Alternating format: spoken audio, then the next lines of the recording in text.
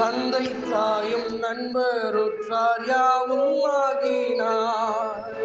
நிந்தை தாங்கி எங்கும் அவர் மேன்மை சொல்லுவே, ஆனந்தம் கொள்ளுவேன் அவரை நான் பாடுவேன் உள்ள நாள் வரையில். ஆனந்தம் கொள்ளுவேன் அவரை நான் பாடுவேன் உள்ள நாள் வரையில். பாவையில் என்னை வந்து சூழ்ந்து கொள்கையில் தேவனவர் தீபமாய் என்னை தேற்றினார். பாவையில் என்னை வந்து சூழ்ந்து கொள்கையில் தேவனவர் தீபமாய் என்னை தேற்றினார். ஆனந்தம் கொள்ளுவேன் அவரை நான் பாடுவேன் உள்ள நாள் வரையில். அல்லேலூயா ஆனந்தம் அவரை நான் உள்ள நாள் வரையில். பரிசுத்தமுள்ள பிதாவே, சேனைகளின் கர்த்தரே, ஒருவராய் சாவாமை உள்ளவர், ஒருவராய் பெரிய காரியங்களை செய்கிறவரே, தாம் ஒருவரே ஞானம் உள்ளவரே, ஒருவரும் சேரக்கூடாத ஒளியில் வாசம் பண்ணுகிறவரே, ஆதியும் அந்தமும் ஆனவரே, அல்பாவும் ஒமேகாவும் ஆனவரே, வானம் எனக்கு சிங்காசனம், பூமி எனது பாதபடி. வானமும் பூமியும் ஒழிந்து போம், ஆனால் நான் சொல்லிய ஒரு வார்த்தைகளும் ஒழிந்து போவதில்லை என்று நித்திய வார்த்தைகளின் வாக்குத்தத்தங்களின் சொந்தக்காரர்கள் இந்த நண்பகல் வேளையிலும் கர்த்தராகிய இயேசு கிறிஸ்து எங்களுக்கு கொடுத்த அதிகாரத்தின்படி அப்பா பிதாவே என்று நாமம் தரிக்கப்பட்ட ஜனங்களாய் நோக்கி பார்க்கிறோம். ஒரு மனித சத்தத்தை அல்ல, சிங்காசனத்தில் வீற்றிருக்கிற பரிசுத்தமான தெய்வத்தினுடைய வார்த்தையை தியானிக்க வந்திருக்கிறோம் என்கிற பயபக்தியான ஒரு உணர்வு எங்கள் இருதயங்களை பற்றி பிடிக்கும். இனி பேசுகிறது நான் அல்ல, இனி நான் அல்ல, நீரே இயேசு. நான் இயேசு கிறிஸ்துவின் அதிகாரம் உள்ள நாமத்தில் ஜெபிக்கிறோம் நல்ல பிதாவே, ஆமென். கர்த்தருடைய பரிசுத்த நாமத்துக்கு ஸ்தோத்திரம் உண்டாவதாக. ஆண்டவரும் இரட்சகருமாகிய இயேசு கிறிஸ்துவின் ஈடிணையற்ற திருநாமத்தில் உங்கள் யாவருக்கும் என்னுடைய அன்பின் வாழ்த்துக்களையும் தோத்திரங்களையும் கூறிக்கொள்கிறேன். விசேஷமாக இந்த விசேஷித்த ஞாயிறு வாலிபர் ஆராதனைக்கு என்னை தொடர்பு கொண்டு அன்போடு அழைத்த என்னுடைய அருமை நண்பர் சகோதரர் சத்யா அவர்களுக்காக நான் ஆண்டவருக்கு நன்றி செலுத்துகிறேன். அவருக்கும் என்னுடைய நன்றியையும் வாழ்த்துக்களையும் தெரிவித்துக் கொள்கிறேன். இந்த சபையினுடைய மூப்பர்கள், இந்த சபையின் அங்கத்தினர்கள் மிக விசேஷமாக இதுவரையிலும் நம்மை பாடல் ஆராதனையிலும் இந்த முழு ஞாயிறு ஆராதனையும் பொறுப்பேற்றி நடத்தி வருகிற ஒவ்வொரு வாலிபர் சகோதர சகோதரிகள் ஒவ்வொருவருக்கும் நான் இயேசு கிறிஸ்துவின் நாமத்தில் நன்றி செலுத்துகிறேன். சொல்லப்போனால் நானே ஒரு பாரம்பரியமான கிறிஸ்துவ குடும்பத்தை சார்ந்தேன். பெருமையாக சொல்லிக்கல, பட் கொஞ்சம் என்னுடைய பேக்ரவுண்டை சொல்லணும். பாரம்பரியம் நான் எதை சொல்கிறேன்னா, நான் இப்பொழுது ஒரு 4வது தலைமுறை கிறிஸ்தவன். 4வது தலைமுறை கிறிஸ்தவன்னா என்னுடைய தாத்தாவுக்கு அப்பா, பாட்டனார். தெலுங்குல எப்படி சொல்வீங்கன்னு எனக்கு தெரியாது.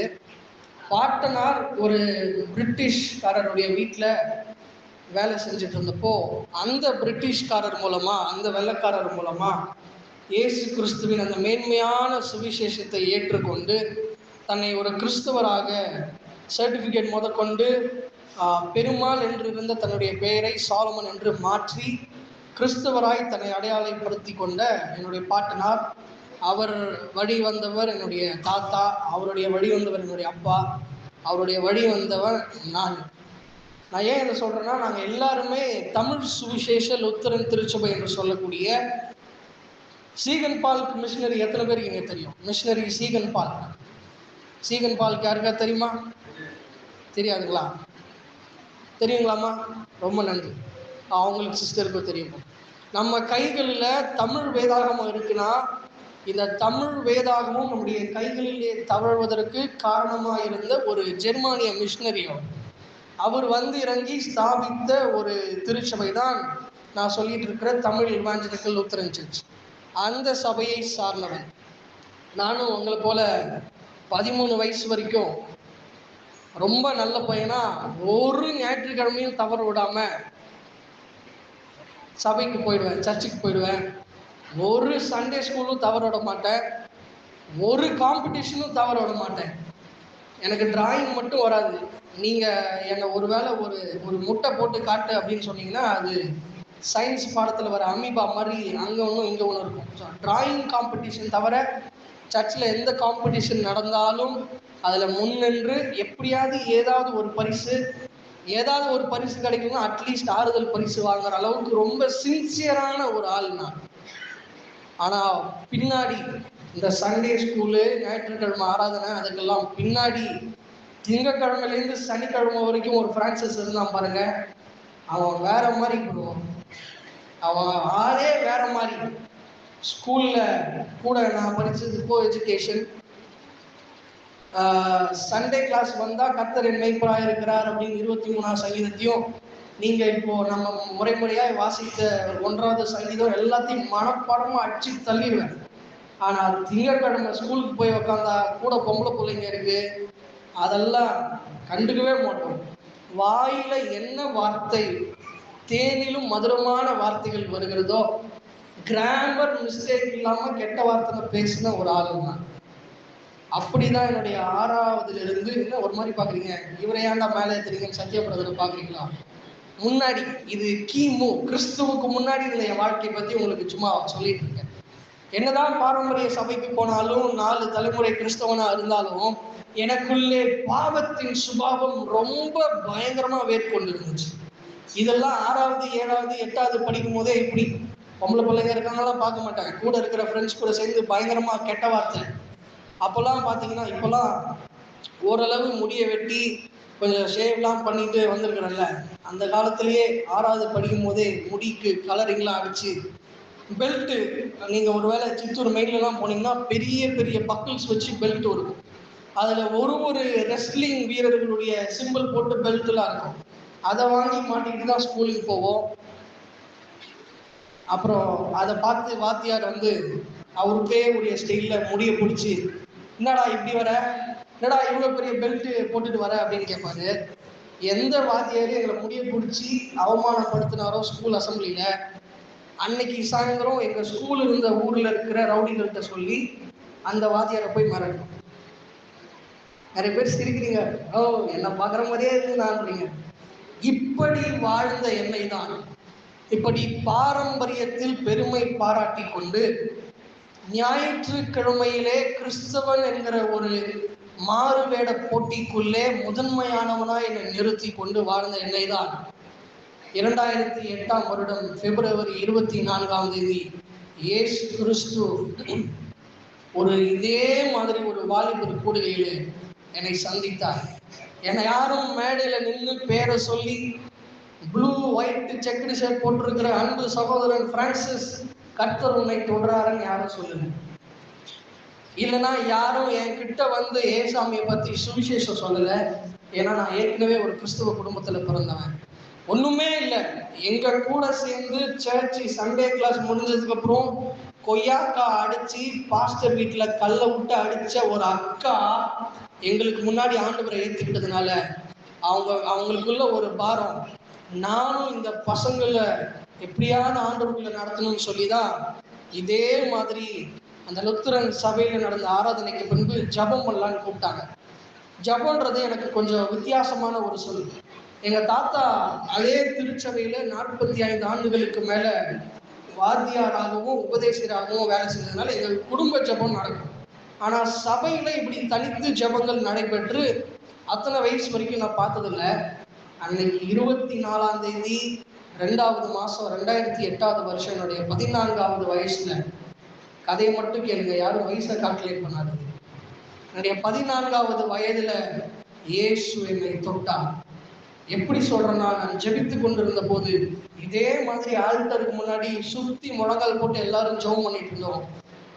குறிப்பா என்னுடைய கண்களை ஆண்டவர், நான் கண்ணை மூடித்தான் இருக்கேன், என்னுடைய கண்களை திறந்தார் போல் இருந்தது. நான் செஞ்ச பாவம், அக்கிரமம், திருட்டுத்தனம். இன்னொரு விஷயத்துல நான் எதுல ஸ்பெஷலிஸ்ட்னா, கெட்ட வார்த்தை பேசுறது மட்டும் இல்லை. எங்க அம்மா கஷ்டப்பட்டு காலையில எழுந்துச்சு சாப்பாடுலாம் கட்டி எங்களுக்கு பிடிச்ச சாப்பாடுலாம் லஞ்சுக்கு பேக் பண்ணி, லஞ்சுக்கு ஒரு டவல் வச்சு, வாட்டர் பாட்டில் வச்சு, எல்லாத்தையுமே ப்ராப்பராக எங்களுக்கு ட்ரெஸ் எல்லாம் கரெக்டாக இருக்கான்னு பார்த்து ஸ்கூலுக்கு அனுப்புவாங்க. ஸ்கூலுக்கு போகிற மாதிரி போய் லெஃப்ட் டேர்ன் எடுத்து ஒரு வயல்காட்டில் போய் உக்காந்து, நானும் நம்ம எல்லாருக்கும் ஒரு 3 நண்பர்கள் கூட்டம் தெரியும்ல, அந்த மாதிரி என் கூட ஒரு 3 idiots சுற்றிட்டு இருந்தாங்க. 3 முட்டாள் நண்பர்களும் சேர்ந்து என்னுடைய வாழ்க்கையில் அத்தனை அக்கிரமங்களையும் பாவங்களையும் அந்த வயல்காட்டில் செஞ்சு, அப்புறம் கரெக்டாக ஸ்கூல் எப்போ விடுன்னு தெரியும், அப்படியே வீட்டுக்கு போவோம். இதுலேயும் ஸ்பெஷலிஸ்ட். இதையெல்லாம் ஒரு பவர் பாயிண்ட் ப்ரெசன்டேஷன் காலேஜில் லெக்சரர் போடுற மாதிரி என் கண்களுக்கு முன்பதாய் ஆண்டவர் கொண்டு வந்து கொண்டே இருந்தார். என்னையும் அறியாமல் நான் கண்களிலே தாரை தாரையாய் கண்ணீர் வடிக்க ஆரம்பித்தேன். அப்போ எனக்குள்ள ஒரு உணர்வு வந்துச்சு, ஆண்டவரே, இவ்வளோ கேவலமான வாழ்க்கையவா நான் 14 வருஷம், குறிப்பா இந்த 3-4 வருஷம் நான் வாழ்ந்துட்டு வரேன். இவ்வளோ மோசமானவனா நானு? இந்த மோசமான வார்த்தைகளால், இந்த மோசமான பழக்கத்தினால் என் எதிர்காலம் கேள்விக்குறியா நிற்குமே. இந்த மோசமான வார்த்தையை நான் பேசுறதுனால என் ஸ்கூல்ல எனக்கு ஒரு மரியாதை கிடையாது.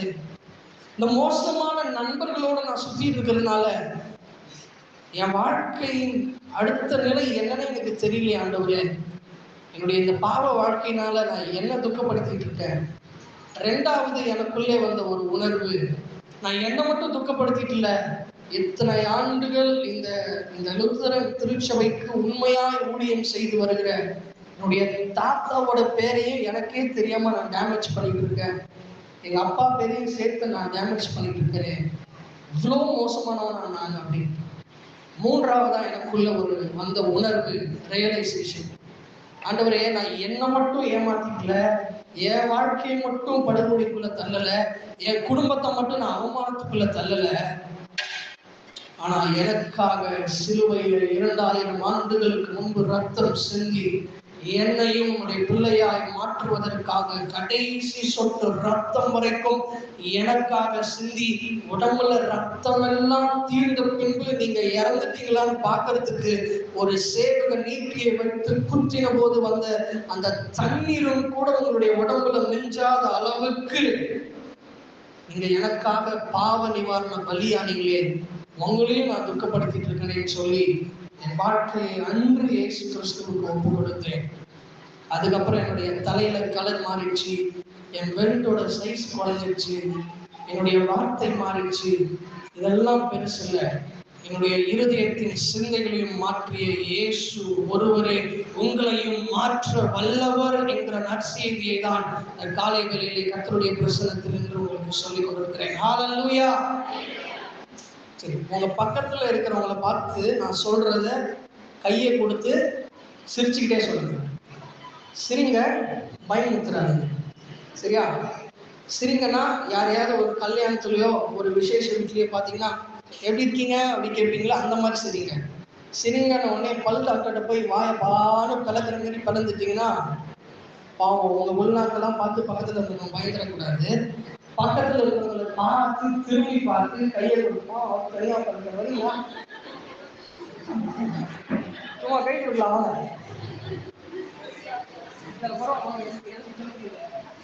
பக்கத்துல பார்த்து கை கொடுத்து சிரிங்க பார்ப்போம். சிரிச்சுக்கிட்டே சொல்லுங்க, இந்த ஒரே விஷயா கேளுங்க கேளுங்க, இந்த ஒரே விஷயா இல்ல இன்னும் ஒரு விஷயம், இல்ல இன்னும் ஒரு விஷயம். நிறைய பேர் இங்கிலீஷ்ல தான் பைபிள் படிச்சீங்க, நீங்களும் சேர்ந்து இங்கிலீஷ்ல கூட சொல்லுங்க. என்ன இவரு தமிழ்லயே பேசிட்டு only this time or one more time. கேளுங்க கேளுங்க பாப்போம். only என்ன பாருங்க, only this time or one more time. இன்றைக்கு செய்தியே இதுதான். இந்த ஒரே விஷயா அல்லது இன்னும் ஒரு விஷயம்? நம்முடைய வேத புத்தகங்களை நியாயாதிபதிகளின் புஸ்தகம் 13வது அதிகாரத்திற்கு நாம் திருப்பிக் கொள்வோமானால், வேத புஸ்தகத்தை நியாயாதிபதிகளின் புஸ்தகம் 13வது அதிகாரத்துக்கு திருப்பிக் கொள்வோமானால், அதிலே 5வது வசனத்தை யாராவது ஒரு வாசிக்க கேட்கிறேன்.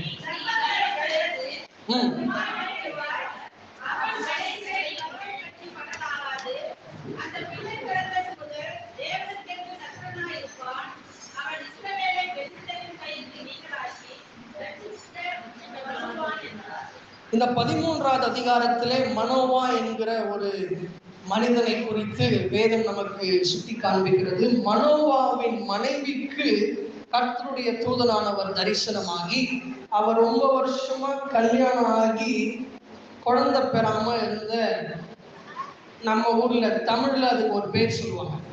1 வருஷம் பார்ப்பாங்க, 2 வருஷம் பார்ப்பாங்க, 3 வருஷம் பார்ப்பாங்க. சில உதார குணம் உள்ளவர்கள், நான் உங்களை சொல்ல, சில உதார குணம் உள்ளவர்கள் 5 வருஷம் வரைக்கும் யாருக்கா பிள்ளை இல்லைன்னா பார்ப்பாங்க. 5 வருஷத்துக்கு மேல ஒருத்தவங்களுக்கு பிள்ளை இல்லைன்னா என்ன சொல்லுவாங்க? சொல்லுங்க பார்ப்போம். மலடின்னு சொல்லுவாங்க. அப்படி மலடி என்று பெயர் பெற்றிருந்த ஒரு மனுஷிக்கு, மனோவா என்கிற ஒரு மனிதனுடைய மனைவிக்கு கர்த்தருடைய தூதனானவர் தரிசனமாக்கி சொன்னார், நீ கர்ப்பம் தரித்து ஒரு குமாரனை பெறுவாய், அவன் தலையின் மேல் சவரகன் கத்தி பாடலாகாது, அந்த பிள்ளை பிறந்தது முதல் தேவனுக்கு என்று நசரேயனாய் இருப்பான், அவன் இஸ்ரவேலை பெலிஸ்தரின் கைக்கு நீங்களாக்கி ரட்சிப்பான் என்பது. இங்கே சிம்சோன் என்ற சொல்லப்படுகிற ஒரு நியாயாதிபதியின் பிறப்பை குறித்து தான் சத்திய வேதம் நமக்கு சொல்லுகிறது. சிம்சோன் பிறக்கிறதுக்கு முன்னாடியே அவரை பத்தின ஒரு டிஸ்கிரிப்ஷன் அங்கே கொடுக்கப்பட்டிருக்கு. இன்னைக்கு உங்களையும் என்னையும் பத்தியும் கூட பைபிள்ல வசனம் இருக்கு, கொடுக்கப்பட்டிருக்கு. என்ன தெரியுமா? எரேமியாவின் புத்தகம் 1வது அதிகாரம் 5வது வசனத்தை நாம் ஒருவேளை வாசித்து பார்ப்போமானால் அது சொல்கிறது, தாயின் கர்ப்பத்தில் உருவாவதற்கு முன்பதாகவே நான் உன்னை அறிந்திருக்கிறேன். ஹல்லேலூயா. நாம் ஆராதிக்கிற ஆண்டவர் நீங்க பிறந்ததுக்கு அப்புறம் உங்களுக்கு பேர் வச்சு ஞானஸ்நான சர்டிபிகேட் கையில கொடுத்து நீங்க கன்ஃபர்மேஷன் வாங்கி இங்க வந்து திருவிருந்து எடுக்கும் போதுதான் உங்க பேரை தெரிஞ்சுக்கிற ஆண்டவர் அல்ல. அவர் நீங்கள் தாயின் கர்ப்பத்தில் உருவாவதற்கு முன்பதாகவே நம்மை அறிந்திருக்கிறவர், நம்மை பெயர் சொல்லி அழைத்திருக்கிறவர், நமக்கான எதிர்காலத்தையும் அவர் எப்படி சிம்சோனுக்கு தெரிவிச்சுட்டாரோ நமக்கான எதிர்காலத்தையும் அவர் ஏற்கனவே எழுதி வைத்திருக்கிற ஒரு ஆண்டவர். இப்போ இந்த 13வது அதிகாரம் 5வது வசனத்துக்கு அப்புறம் அந்த அம்மா லேபர் ரூமுக்கு போறாங்க. டெலிவரி ஆயிடுச்சு. டெலிவரி ஆனதுக்கப்புறம் இந்த சிம்சோன் கொஞ்சம் வளர்ந்து வராரு. 25வது வசனம் சொல்லுகிறது, அவன் சேராவுக்கும் எஸ்தாவோலுக்கும் நடுவில் உள்ள தானின் பாளையத்தில் இருக்கையில் கர்த்தருடைய ஆவியானவர் அவனை ஏவ துவக்கினார். கர்த்தருடைய ஆவியானவரால் நடத்தப்படுகிற ஒரு அனுபவம் மிக்க மனிதன் தான் சிம்சோன். நீங்களும் நானும் சண்டே ஸ்கூல்ல கதையை மட்டும் கதையா கேட்டுட்டு வாழ்ந்த இந்த சிம்சோனுடைய வாழ்க்கையின் மறுபக்கத்தை ஒருவேளை நம்ம திரும்பி பார்ப்போம்னா, ஏற்கனவே பிறக்கும் போது அவன் எப்படிப்பட்டவனா இருக்க போறான்னு ஆண்டவரால் கர்த்தருடைய தூதனால் முன்னறிவிக்கப்பட்டாச்சு. அவன் வளர்ந்து ஒரு லெவலுக்கு வந்தப்புறம், நம்ம ஊர் பாஷையில சொல்லணும்னா, தோலுக்கு மேல வளர்ந்த பிள்ளையை கை நீட்டி அடிக்கக்கூடாது அப்படின்னு அம்மாமார்கள் அப்பாவை திட்டுவாங்க பையனை அடிக்க போகும்போது. ஒருவேளை அம்மாக்கள் பொம்பளை பிள்ளைகளை திட்டும் போது பயங்கரமா திட்டாங்கன்னா அப்பா அம்மார்கள் சொல்லுவாங்க, ஏன்டி புள்ளையே இப்படி திட்டுற, பாவம், தோலுக்கு மேல வளர்ந்த புள்ள, கொஞ்சம் நிதானமா பக்குவமா பேசுவாங்க. அப்படி ஒரு தோலுக்கு மேல வளர்ந்து ஒரு லெவலுக்கு வந்தப்போ அவர் மேல கர்த்தருடைய ஆவியானவர் இறங்கி செயல்பட தொடங்கினார். எதற்கு செயல்பட தொடங்கினார்?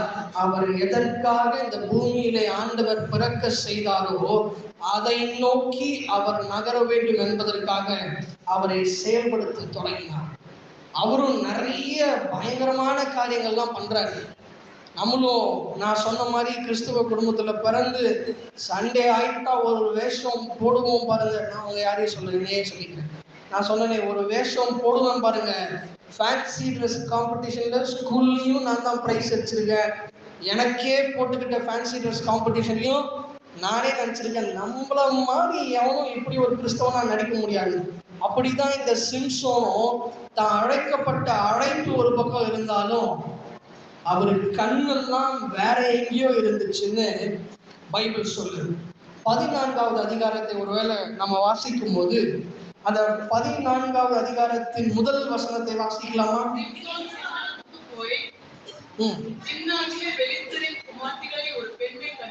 போதும். பெலிஸ்தரின் குமாரத்திகளில் ஒரு பெண்ணை கண்டு. அழைக்கப்பட்டது எந்த பெலிஸ்தர்கள், எந்த பிசாசு பிடித்த தேவன் அருவருக்கிற ஒரு கூட்டத்தின் அகப்பட்டிருக்கிற தேவ பிள்ளைகளை விடுவித்து கொண்டு வந்து ஆண்டவர் சொன்ன காரியங்களை சொல்லி நடத்த வேண்டிய சிம்சோனு அந்த ஊரை சுத்தி வரும்போது என்ன பண்றாங்க, அங்க ஒரு பொண்ணை கண்டு. 2வது வசனம் சொல்கிறது,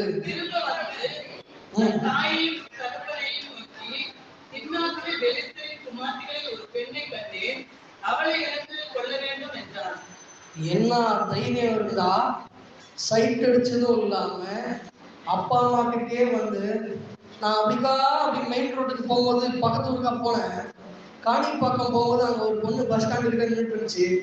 பொண்ணை பார்க்கறதுக்கு ரொம்ப பிடிச்சிருக்கு. லவ் அட் ஃபர்ஸ்ட் சைட்டுன்னு, பார்த்த முதல் பார்வையிலேயே காதல். அந்த பொண்ணை பிடிச்சிருக்கு, போய் பேசி முடிச்சிருக்காங்களாம்.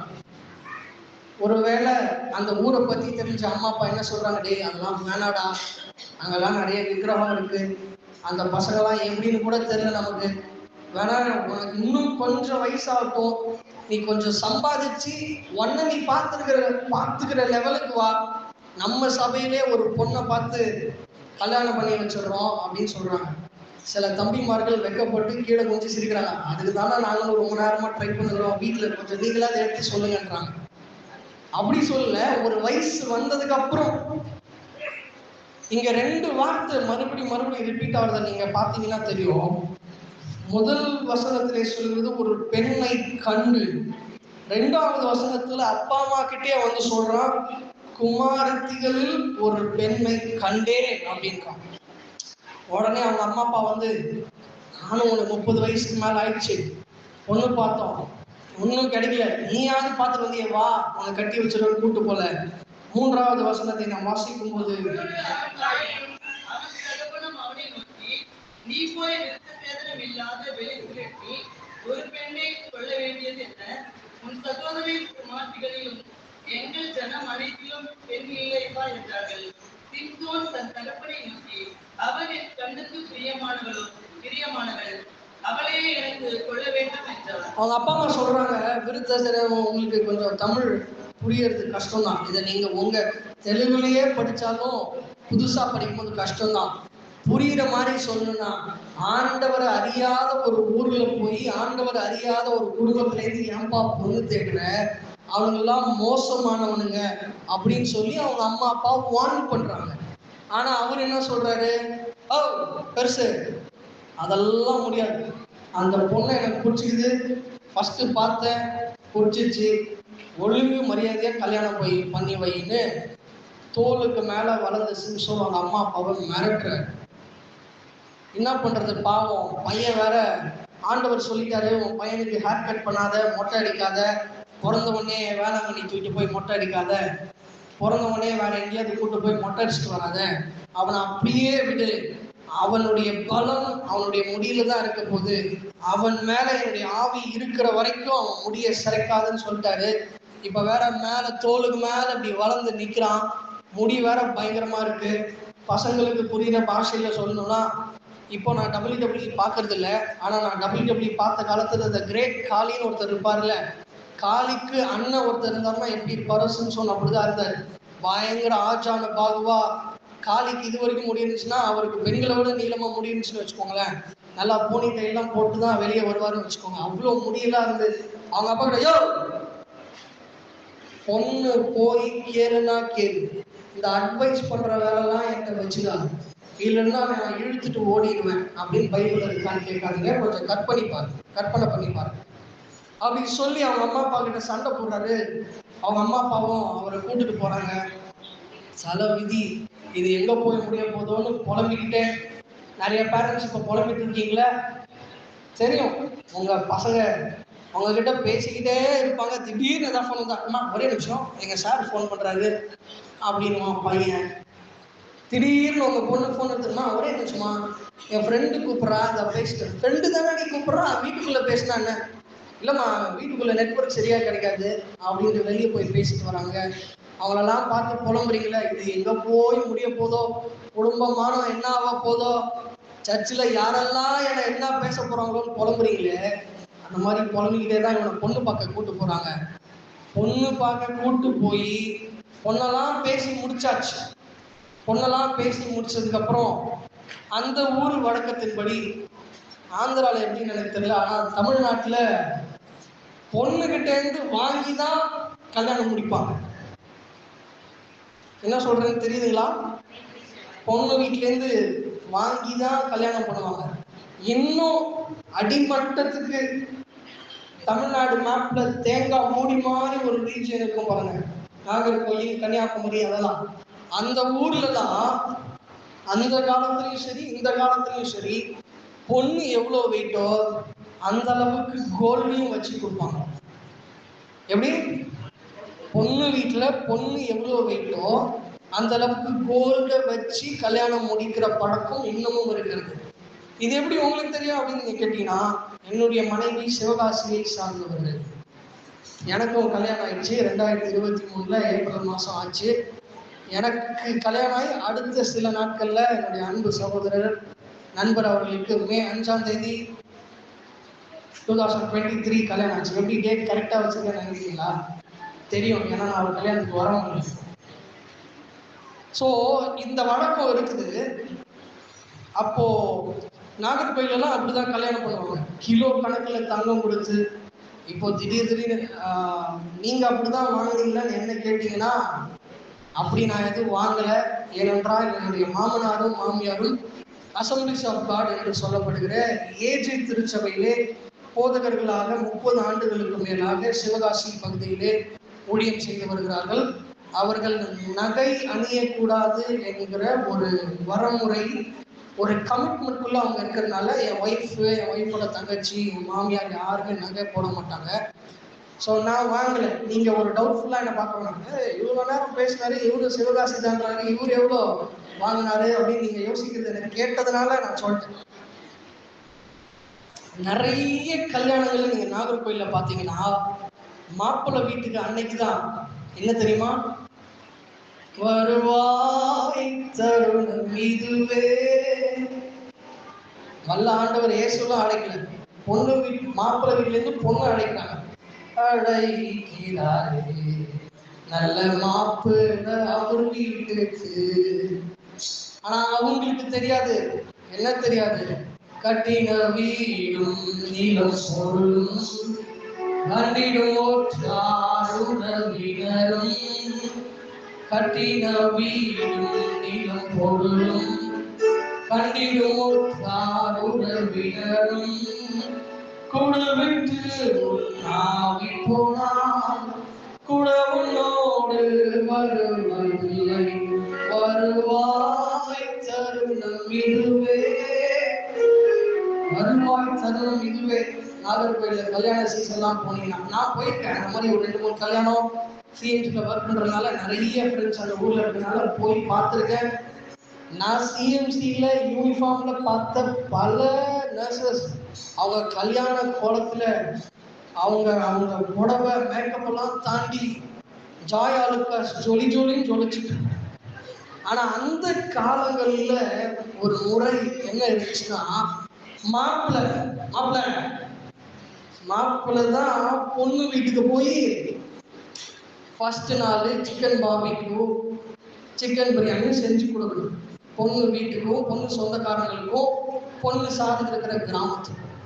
2வது நாள் மட்டன் பிரியாணி, மட்டன் சுக்கா, மட்டன் பாயா, இடியாப்பம் வச்சு கொடுக்கணும். 3வது நாள் இதிலும் பெரிதானவர்களை காண்பா என்ற மாதிரி நம்ம மத்திய அரசாங்கம் நம்ம எதெல்லாம் சாப்பிடக்கூடாதுன்னு சொல்லுதோ அந்த பிரியாணி. புரியுதா எந்த பிரியாணின்னு? புரிஞ்சவங்க புரிஞ்சுக்கோங்க, புரியாதவங்க புரிஞ்சவங்க கேட்டு தெரிஞ்சுக்கோங்க. மத்திய அரசாங்கம் தடை பண்ற ஒரு பிரியாணியை செஞ்சு அதனுடைய லைன் பீஸு, நல்ல வேலை நான் பேரை சொல்லு, லைன் பீஸு அந்த மாதிரி எல்லாம் செஞ்சு கொடுக்கணும். 7 நாள் விருந்து செய்யணும். 7 நாள் விருந்து செஞ்சு இவரு கொடுக்குறாரு. ஆனா அந்த விருந்து செய்யறதுக்கு முன்னாடி ஒரு சம்பவம் நடக்குது. அவர்களுடைய ஊரில் இருந்து அந்த பெலிஸ்தர் பொண்ணு வீட்டுக்கு போகும்போது காட்டு வழியா போறாங்க. போகும்போது ஒரு சிங்கம் வருகிறது. இவங்க அப்பா அம்மாவை கொஞ்சம் முன்னாடி நடந்துன்னு சொல்லி மரத்துல இருக்கிற பழங்கள்லாம் பறிச்சு சாப்பிட்டுட்டே வராது. சிங்கத்தை பார்த்தோன்னே, என்ன டிஸ்டர்ப் பண்ண வந்துட்டியான்னு, நான் சொன்னேன்ல கிரேட் காலிக்கு அந்த மாதிரி இருப்பாரு. போனாரு, சிங்கத்தை 2 கால் அப்படி பிடிச்சாரு, அப்படியே ப்ராட்லெஸ்னர் மாதிரி ஒரு சூப்ளெக்ஸ் சிட்டி பிளாக் ஒன்று போட்டாரு. ஸ்நாக்கு முடிஞ்சு போச்சு. சிங்கம் வாயை கிழிச்சிட்டு இவர் வந்துட்டார். ஒண்ணுமே தெரியாத மாதிரி கையை தொடச்சிட்டு அவங்க அம்மா கேட்குறாங்க, என்னடா பின்னாடியே வந்துட்டு இந்த ஆளை காணோம், கொஞ்சம் அர்ஜென்ட், அதான் ஓரமா போயிட்டு வந்தேன் அப்படின்னு ஏதோ சமாளிக்கிறாரு. போறாரு. பொண்ணு வீட்டுல விருந்தெல்லாம் செய்யறாங்க. ஆனா செஞ்சு முடிச்சதுக்கு அப்புறம் ஒரு ட்விஸ்ட் அங்க நடக்குது. இவர் ஒரு விடுகதை போடுறாரு. அதெல்லாம் ரொம்ப டீட்டெயிலா சொல்ல வேணாம். அந்த விடுகதைக்கு யாராவது விடை சொல்லுங்க, நீங்க விடை சொல்லுங்கன்னா இதை நான் தரேன் அதை நான் தரேன்றாரு. யாராலையும் இதுக்கு விடை சொல்ல முடியல.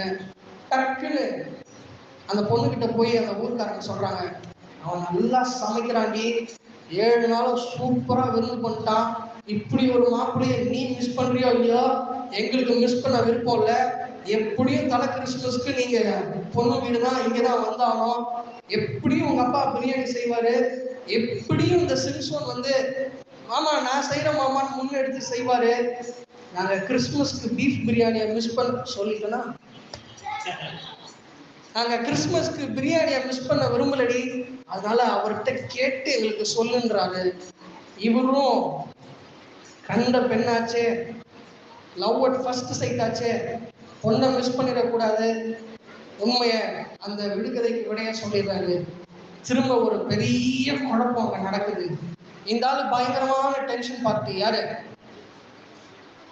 பத்தி பேசிட்டு இருக்கோம்? நீங்க எல்லாம் பார்க்கறது பார்த்தா என்னை பத்தி பேசுற மாதிரி இருக்கு. என்னல்ல, சிம்சோன் பயங்கரமான டென்ஷன் பார்ட்டி. எப்படா நீங்க கண்டுபிடிச்சிங்க அப்படின்னு சொல்லி பயங்கர டென்ஷன்லாம் ஆகுது. கோச்சிக்கிட்டு வந்துடுறாரு. அங்கதான் மறுபடியும் ஒரு ட்விஸ்ட். தான் கண்ணார கண்டு காதலித்த பெண், தான் மனதார மனம் முடிக்க இருந்த பெண், விருந்தெல்லாம் பண்ணி நிச்சயம் பண்ணி அடுத்த நாள் கல்யாணம் ஃபிக்ஸ் பண்றப்போ இந்த ஆள் டென்ஷன் ஆயிட்டு வந்ததுக்கு அப்புறம் அவங்க மாமனார் தூக்கி அவங்க ஃப்ரெண்டோட, சிம்சோனோட ஃப்ரெண்டு கிட்ட கொடுத்துட்டாரு. எப்படி? யாருக்கிட்ட கொடுத்துட்டாரு? சிம்சோனோட ஃப்ரெண்டு கிட்ட கொடுத்துட்டாரு. நான் என்ன நினைக்கிறேன்னா அவர் சொல்லியிருப்பாரு, எப்படி அம்மா அவன் பயங்கரமான டென்ஷன் பார்ட்டியா இருக்கான், ஆளு வேற 7-8 அடி இருக்கான், உன்னை டக்குன்னுட்டு நீ கொஞ்சம் சாப்பாட்டுல உப்பு படம் மறந்துட்டு பலார்னு ஒன்னு ஒரு அரைஞ்சாலும் நம்ம ஊரு கல்லறையில இறக்கும் போது சால் நிழல் பல்ல திறங்கிடும் அந்த மாதிரி பாட்டெல்லாம் பாடி இறக்குற அளவுக்கு ஆயிடும்டி. கோச்சிக்கிட்டு போனா அப்படியே போயிட்டோம். அவன் ஃப்ரெண்டு கொஞ்சம் பார்த்தா சாஃப்டான ஆளா, உங்க பாஷையில சொல்லணும்னா, யூத் பாஷையில சொல்லணும்னா, அவன் ஃப்ரெண்டு கொஞ்சம் பார்த்தா சாக்லேட் பாயா இருக்கான். அந்த ரகட் பாய் உனக்கு வேண்டாம், இந்த சாக்லேட் பாயை கல்யாணம் பண்ணிக்கோன்னு சொல்லி சிம்சோன் கூட வந்த ஃப்ரெண்டை தூக்கி கல்யாணம் பண்ணி வச்சிருக்காரு. இப்போ இவர் திரும்ப கோபம்லாம் தணிஞ்சிட்டு அங்க வரும்போது, எங்கடா என் மனைவின்னு அப்படி பாக்குறாரு. பார்க்க போனா ஊர்ல என்ட்ரு ஆகும்போது ராமாபுரம் ஜங்ஷன் கிட்ட ஒரு பேனர், சிம்சோன் வெட்ஸ் பெலிஸ்தியர் பெண்மணின்னு எழுதப்பட்டிருக்கிறது பதிலா சிம்சோன் ஃப்ரெண்ட் வெட்ஸ் பெலிஸ்தியர் பெண்மணின்னு எழுதி பேனர் வச்சு அண்ணனின் விழுதுகள் அப்படின்னு போட்டு ஒரு 10-15 போட்டோ போட்டு வச்சிருக்காங்க. இவனுக்கு பயங்கர டென்ஷன். என்னன்னா என் கூடவே சுத்திட்டு இருந்தான், இவனுக்கு போய் நான் லவ் பண்ண பொண்ணை கொடுக்குறாங்களான்னு சொல்லி அங்க போய் பார்த்தா உண்மை அதுதான். டென்ஷன் ஆனவர் என்ன பண்ணாரு, 30 நரிகள் கிட்ட பிடிச்சி வாழெல்லாம் கட்டி பத்த வச்சு வயக்காட்டுல விட்டு அந்த வயல் முழுவதையும் நாசமாக்கி அவங்களுக்கு சாப்பிட சோர்ஸே இல்லாம பண்ணிட்டாரு. ஊருக்குள்ள ஒரு பேச்சு வருது, யார் இந்த வேலையை பண்ணது, ராத்திரியோட ராத்திரியா யார் நம்ம வயலுக்கு வேட்டு வச்சதுன்னு பார்த்தா சொல்லிட்டாங்க, அதோ இந்த இவர் தான், அவர் பொண்ணை தூக்கி அவன் ஃப்ரெண்டுக்கு கொடுத்துட்டார்ல, கோச்சிட்டு போனவன் திரும்ப வந்து பார்த்தா ட்விஸ்ட் ஆயிடுச்சு, அவன் நம்ம எல்லாருக்கும் ஆப்பு வச்சுட்டான் அப்படின்னு சொன்ன உடனே இவங்க எல்லாரும் போய் அவன் வீட்டை எரிச்சு கொண்டுட்டான். ஏன் இதை இவ்வளோ விவரமா நான் சொல்றேன்னா, அவன் அழைக்கப்பட்ட அழைப்பு ஆண்டவருக்காக வாழ வேண்டும். ஆண்டவருடைய பிள்ளைகளை எந்த எதிரியும் தாக்க விடாமல் அவர்கிட்ட இருந்து அவங்களை ரிலீஸ் பண்ணி கூட்டு வரணும்னு அழைக்கப்பட்ட அழைப்பை மறந்து திரிந்து தான் மேல இருக்கிற அபிஷேகத்தை கொஞ்சம் கூட ஆனர் பண்ணாம, அதை கனப்படுத்தாம, அதை பத்தி யோசிக்காம, தமிழ்ல ஒரு பழமொழி சொல்லுவாங்க, கண்டதே காட்சி கொண்டதே கோலம்னு. ரோட்ல போகும்போதெல்லாம் எதையோ பத்தி யோசிச்சுக்கிட்டு போய் தான் வாழ்க்கையில அழைக்கப்பட்ட அழைப்பை மறந்து அங்கும் இங்கும் அலைந்து திரிந்து கொண்டிருக்கிறான். இன்றைக்கு ஆண்டவர் உங்கள் ஒவ்வொருவரையும் பார்த்து, குறிப்பா இருக்கிற ஒவ்வொரு வாலிப சகோதரனையும் சகோதரியும் பார்த்து ஆண்டவர் சொல்லுகிற ஒரு காரியம், என் தாயின் வயிற்றில் உருவாகும் முன்னே நான் உன்னை அறிந்திருக்கிறேன், உன்னை பெயர் சொல்லி அழைத்து அறிந்திருக்கிறேன், நீ என்னுடையவன், நீ எனக்கானவன், நீ எனக்கான பணியை செய்ய அழைக்கப்பட்டவன், பிறந்தவன் என்பதை ஆண்டவர் இந்த காலைகளிலே ஒவ்வொருவருக்கும் நினைப்பூட்டி வருகிறார். ஆனால் நீங்கள் அழைக்கப்பட்ட அழைப்பை மறந்து உங்கள் பெற்றோருக்கு கீழ்ப்படியாமல் கண்டதே காட்சி கொண்டதே கோலம் என்று சென்று கொண்டிருப்பீர்கள். ஆனால் இந்த காலை வேளையிலே, இந்த மதியான வேளையிலே உங்கள் வாழ்க்கையை நீங்கள் ஒப்புக் கொடுக்கும் போது கர்த்தர் உங்களை கொண்டு செய்ய நினைக்கிற காரியங்களை பயங்கரமாய் செய்து முடிப்பார். ஹல்லேலூயா. தயவு செஞ்சு பார்க்கிறத எல்லாத்தையும் அனுபவிச்சிடணும், பார்க்கிற எல்லாத்தையும் அடைஞ்சிடணும்ன்ற நினைப்பு உங்களுக்குள் இருக்கவே இருக்க வேண்டாம். 1 யோவான் 2:16 நீங்க வாசிச்சு பார்த்தீங்கன்னா நமக்கு தெரியும். 1 யோவான் 2:16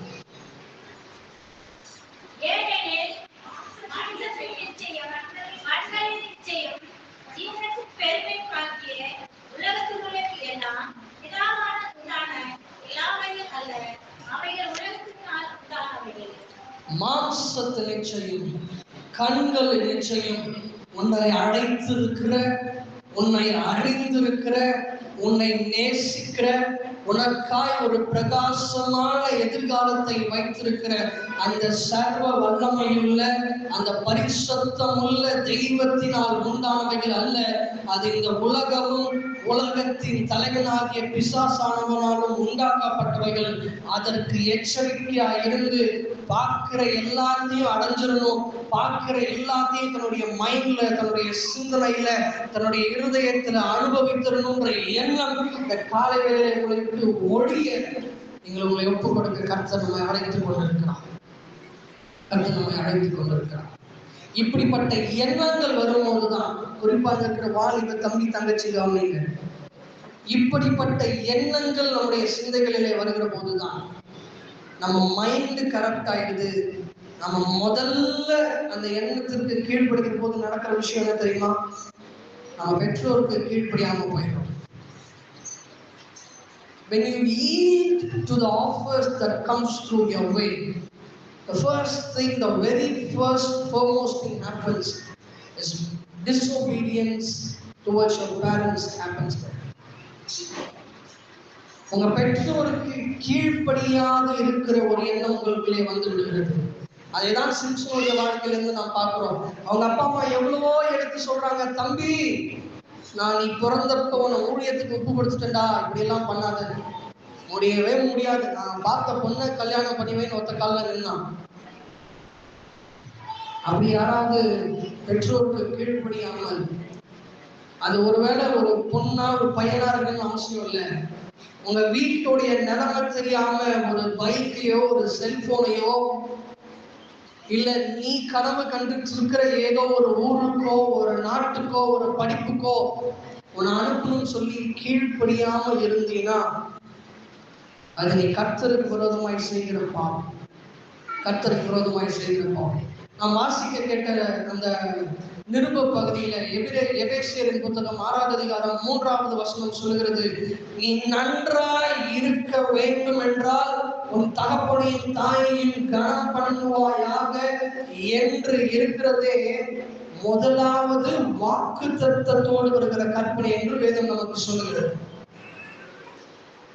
நீ நல்லா யாரெல்லாம் இங்க இருக்கிற தம்பி தங்கச்சி மட்டும் நான் கேட்கிறேன், யாரெல்லாம் வாழ்க்கையில சக்சஸ்ஃபுல்லா ஆசீர்வாதமா அட்லீஸ்ட் என் பேரனை தம்பி தங்கச்சிங்க நான் கேட்கிறேன், என் பேரனை என் பையனுக்கு பிறக்க போற பிள்ளைய நான் பார்க்கணுன்ற ஆசை எத்தனை பேருக்கு இருக்கு?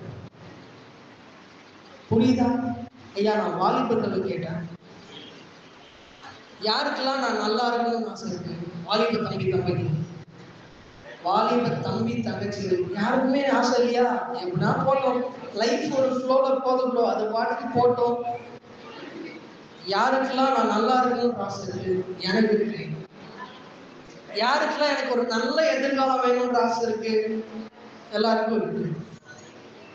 யாருக்கெல்லாம் எனக்குன்னு ஒரு குடும்பம், எனக்குன்னு ஒரு தலைமுறை, அதை பார்த்துட்டு நான் கண்ணை மூடிடுறேன் அப்படின்ற ஆசை இருக்கு. தீர்க்காயுசா இருக்கணும், நான் நல்லா ஹெல்த்தியா இருக்கணும்ன்ற ஆசை எத்தனை பேருக்கு இருக்கு? ஹெல்த்தியா இருக்கணும்ன்ற ஆசை எத்தனை பேருக்கு இருக்கு? நீங்க கைத்துக்குள்ளனா இங்க யாரு ஜிம்முக்கு போறீங்க நான் கண்டுபிடிச்சு ரேஞ்ச் நிக்க வச்சு. ஜிம்முக்கு போறது எதுக்கு? 6 packs ப்ரோ, புரோட்டீன் ஷேக் ப்ரோ. என்ன ப்ரோ பூமரங்கி மாதிரி பேசிக்கிறீங்க? இல்ல ஜிம்முக்கு போறதே நல்லா இருக்கணும், தீர்க்காய்ச்சா இருக்கணும் தானே. இதெல்லாம் நீங்க ஜிம்முக்கு போங்க, 6 pack வைங்க, புரோட்டீன் பவுடர் குடிக்கலாமா வேணாமா அப்படின்றதெல்லாம் அது இன்னொரு நாளைக்கு சயின்டிபிக் செஷன் எதனா வைக்கும் போது பேசிக்கலாம். முட்டை சாப்பிடுங்க, எல்லாம் எல்லாம் நல்லா பண்ணுங்க, தீர்க்காயுசா இருங்க.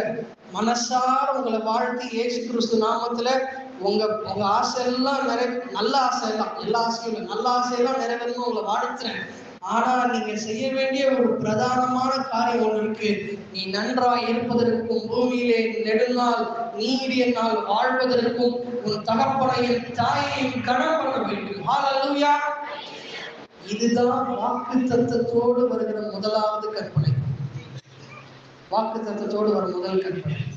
நீ என்னதான் சபைக்கு வந்து முன்னாடி நின்று பாட்டு பாடி பின்னாடி போனதுக்கு அப்புறம் உங்க அம்மா, தம்பி காய்கறி இல்லை, நாளைக்கு அப்பா வேலைக்கு போனோம், கொஞ்சம் மெயின் ரோடுக்கு போயிட்டு காய்கறி மட்டும் வாங்கிக்கலாம். இப்பதான் பாட்டு பாடிட்டு வந்து நானே டயர்ட் ஆகும் நினைக்கிற விஷயமா கடைக்கு போனோம். சரி தம்பிங்களே ரொம்ப நேரம் பேசுறேன். தங்கச்சி மாடி ராத்திரி வீட்டில் எதுவும் இல்லை, இருக்கிற தக்காளி வெங்காயமும் போட்டு டக்குன்னு ஒரு தக்காளி சட்னி வச்சுட்டேன்னா அவன் பாட்டுக்கு தோசை சுட்டு சாப்பிட்டு படுத்துடலாமா? நாளைக்கு காலைல வேற சீக்கிரம் எழுந்துச்சு உங்க எல்லாருக்கும் சமைச்சு கொடுக்கணும். தக்காளி சட்னியா பார்த்தல எப்படி பாடுனேன்? எந்தன் இயேசுவே எந்தன் இயேசுவே என்ன போய் நீ தக்காளி சட்னி அரைக்க சொல்ற? எல்லாம் கேட்கறதுக்கு சிரிப்பா இருக்கு. ஆனா இதெல்லாம் கூட உங்க ரெக்கார்ட்ல ரெஜிஸ்டர் ஆகும். எந்த ரெக்கார்டு? டிராபிக் போலீஸ் வச்சிருக்காரு அந்த ரெக்கார்டா? ஸ்கூல்ல வாத்தியார் வச்சிருக்காரு அந்த ரெக்கார்டா? இல்ல, பரலோகத்தில் இருக்கிறவங்க ரெக்கார்ட்ல ரெஜிஸ்டர் ஆகும். நீங்க இன்கேஸ் ஆண்டவரை உங்க வாழ்க்கை முடிஞ்சு நீங்க மேல போய் மீட் பண்ணும்போது, தம்பி நீ நரகத்துக்கு போயிடுவாரு, அப்ப நீங்க போய் சொல்ல முடியாது, ஆண்டவரே நான் சர்ச்சில் நின்று யூத் ஃபெஸ்டிவலுக்கு ஏறி எல்லாம் ஜிக்கு பேப்பர்லாம் கட்டினேன், பாட்டெலாம் பாடினேன். தங்கச்சிங்க போய் சொல்ல முடியாது, ஆண்டவரே எனக்கு வாய்ஸ் மைக் கொடுக்கலனாலும் சத்தமாக பாடினேன். வெளியே வந்து எங்கள் யூத் குரூப்ல இருந்த ஒரு பையன் கூட சொன்னான், ஏய் நீ இன்னைக்கு ரொம்ப அழகா பாடலடினா, என்னையா நரகத்துக்கு தள்ளுறீங்க அப்படின்னு நீங்க கேட்டீங்கன்னா ஆண்டவர் என்னத்துமா சொல்றது? நான் பாடினேன் பண்ணேன் கரெக்டு தான். ஒரு தக்காளி சட்னி வச்சு கொடுக்கலையே, ரோட்டு கடைக்கு போய் காய்கறி வாங்கிட்டு வரலையே, அப்புறம் எண்ணத்தை நம்ம பாட்டை பாடி எண்ணத்தை ஆட்டம் ஆடி, நீங்க யாரும் ஆடுறது இல்லை, ஆடுறவங்கள நான் சொல்றேன், எண்ணத்தை ஆட்டம் ஆடி என்ன பண்றது? இதேதான் சிம்சனுடைய வாழ்க்கையில் நடந்தது. தகப்பனுடைய தாயினுடைய வார்த்தையை தட்டி விட்டு அவன் சென்றான். அவன் அந்த ஒரு தப்பு மட்டும் பண்ணல. குயிக்கா நம்ம அடுத்த காரியத்தை பார்ப்போம்னா 16வது அதிகாரத்தை திருப்பினீங்கன்னா, அவன் காசான்ற ஒரு ஊருக்கு போகும்போது அங்கே ஒரு விபச்சாரியை பார்க்கிறான், ஒரு வேசியை பார்க்கிறான், அங்கே அவளிடத்துல போகிறான். ஃபர்ஸ்ட் ஏற்கனவே லவ் அட் ஃபர்ஸ்ட் சைட்டு, கழுந்துட்டு போய் ட்விஸ்ட் ஆகி ஃப்ரெண்டு கல்யாணம் பண்ணி வச்சிட்டாங்க. இதுக்கப்புறமா திருந்தணுமா இல்லையா? என்ன தம்பி, வாழ்க்கையில ஒரு அடிப்பட்ட அதுக்கப்புறமா திருந்தணுமா திருந்தக்கூடாதா? திருந்தணுமா திருந்தக்கூடாதா? பக்கத்துல கை பிடிச்சு சொல்லுங்க, திருந்துங்க, திருந்துங்க, நம்ம திருந்தணும். சொல்லுங்க சொல்லுங்க சொல்லுங்க. சொல்றதுக்கு வெக்கமா தான் இருக்கும், சொல்லுங்க. நம்ம திருந்தணும். ஆனா இங்க நம்மால திருந்தல. அப்பயும் பலிஸ்தியர் நாட்டுக்குள்ள போகும்போது ஒரு பொண்ணை பார்த்தாரு. கண்ணின் காட்சிகளிலும் எல்லாத்திலையும் நடந்தாரு. ட்விஸ்ட் ஆயிடுச்சு. இப்போ இங்க ஒரு தப்பான பெண்மணியை பார்க்கிறாரு. வேதம் சொல்லுகிறது அங்கே அவளிடத்துல போனான். சரி போனியே, எதுக்கு இந்த வேலை உனக்கு? அதோட நிறுத்தினானா? திரும்ப அந்த ஊருக்குள்ள போகும்போது தெளிலால் என்கிற ஒரு பெண்ணை பார்க்கிறான். இந்த பொண்ணு, நல்லா கேளுங்க, இந்த பொண்ணு ஃபர்ஸ்ட் பார்த்தாரே ஒரு பொண்ணு, அதை விட 100 மடங்கு அழகு. இந்த பொண்ணு ஊருக்குள்ள வரதுக்கு முன்னாடி ஹைவே கிட்ட ஒரு தப்பான பொண்ணை பார்த்தாரு. அந்த பொண்ணை விட 1000 மடங்கு அழகு. அழகுல மயங்கி, எப்படி அழகுல மயங்கி இன்ஸ்டாகிராம்ல என்ன மாதிரி போட்டோ போடுதுன்னா அந்த பொண்ணு, இன்ஸ்டாகிராம்ல அந்த பையன் அவன் ஜிம்முக்கு போற போட்டோலாம் எடுத்து போடுறானா. 6 பேக்லாம் பார்த்தா பயங்கரமா இருக்கு. அழகுல மயங்கி நாசமா போயிட்டான். நான் உங்களுக்கு நடந்த ஒரு உண்மை சம்பவத்தை சொல்றேன். இதே மாதிரி ஃபேஸ்புக்ல கனெக்ட் ஆகி நடந்த உண்மை சம்பவம், மதுரையில் நடந்த உண்மை சம்பவம். ஃபேஸ்புக்ல கனெக்ட் ஆகி ஃபேஸ்புக்ல அவங்க போட்டோ எல்லாத்தையும் பார்த்து ஒரு மதுரைக்கார தம்பி அந்த பொண்ணுக்கு ரூட் விட்டாரு. அந்த பொண்ணும் ஓகே சொல்லிச்சு. 2 பேரும் இன்டர்நெட் காதல். இருக்கிற அம்மாங்களுக்குலாம் அப்படின்னா என்னன்னு கூட தெரியாது. அவங்க காலத்துலலாம் இன்லேண்ட் காதல், இன்லேண்ட் லெட்டர். இங்க இருக்கிற வாலிப பசங்க எத்தனை பேர் பார்த்துருக்கீங்க? இன்லேண்ட் லெட்டர் தெரியுமா? ஒரு நீல கலர் என்வலப் மாதிரி இருக்கும். அதுக்குள்ள நானும் அதை பார்த்துருக்கேன். ஒருவேளை அம்மா யாருக்காவது கல்யாணம் நிச்சயம் பண்ணி அப்படின்னா ஒரு 6 மாசம் கேப் இருக்கும். இப்போதான் நம்ம பார்க்குறோம்ல, முதல் நாள் சாயந்தரம் நிச்சயதார்த்தம், அடுத்த நாள் காலைல கல்யாணம், அடுத்த நாள் சாயந்தரம் மறுபடியும் ஒரு ரிசப்ஷன். அப்போலாம் அப்படி கிடையாது. கல்யாணம் ஆகி அட்லீஸ்ட் ஒரு 6 மாசம் கேப். அப்படிதானம்மா? உங்களுக்கு எத்தனை மாசமா கேப்? நிச்சயதார்த்தத்துக்கு கல்யாணம் 6 மாசமாமா? ஆண்டி உங்களுக்கு ஞாபகம் இல்லை? அங்கே உங்களுக்கு ஒரு நாள் முன்னாடி தான் ஆச்சு. பாவம். ஆனா பொண்ணு முன்னாடியே பார்த்து வச்சுட்டாங்க. பொண்ணு ஒரு நாள் முன்னாடியே, அது கஷ்டம். எனக்கும் என் மனைவிக்கும் கல்யாணம் அப்போ எங்களுக்கு ஏப்ரல்ல கல்யாணம் ஆச்சு. ஆனா டிசம்பர்லயே பேசி முடிச்சு ஜனவரியில உறுதிப்படுத்தி நிச்சயம் பண்ணியாச்சு. 3 மாசம் கேப் பண்ணிச்சு. ஆனா இப்போ இன்ஸ்டாகிராம்ல இன்ஸ்டன்ட் லவ், இன்ஸ்டன்ட் காஃபி நம்ம கேள்விப்பட்டிருப்போம். இன்ஸ்டன்ட் லவ் என்ன கேள்விப்பட்டிருக்கீங்களா? எல்லாம் இந்த 2K பசங்க, நம்ம பசங்களை சொல்லி வெளியில 2K பாய்ஸ் பண்ற வேலை. அந்த பையன் இன்ஸ்டன்ட்டா அவங்கள லவ் பண்ண ஆரம்பிச்சு ஒரு 3 மாசம் போச்சு. அந்த பையன் கேட்குறான், என்னை வந்து நீ பார்க்கலாம்ல, நான் வந்து உன்னை பார்க்குறேன்றப்போ அந்த பொண்ணு அங்கேருந்து சொல்லுது, வேணாம் இவ்வளோ உருகி உருகி காதலிக்கிற, என் வீட்டில் இருக்கிறவங்க கூட நீ என்னை சாப்பிட்டியான்னு கேட்டதில்லை, ஆனா நீ நிமிஷத்துக்கு ஒரு தடவை கரெக்டா 12 மணி ஆச்சுன்னா ஹை டியர் ஹேட் லஞ்ச் அப்படிங்கிற. எங்க அம்மா அப்பா கூட நான் 10 மணிக்கு மேல தூங்குறேன்னா என்னன்னு அவங்களுக்கு தெரியும். ஆனா 10 மணிக்கு கரெக்டா நீ கேட்கிற, இன்னும் தூங்கலையா, உடம்பு என்னத்துக்கு ஆகுது அப்படின்னு கேட்கிற.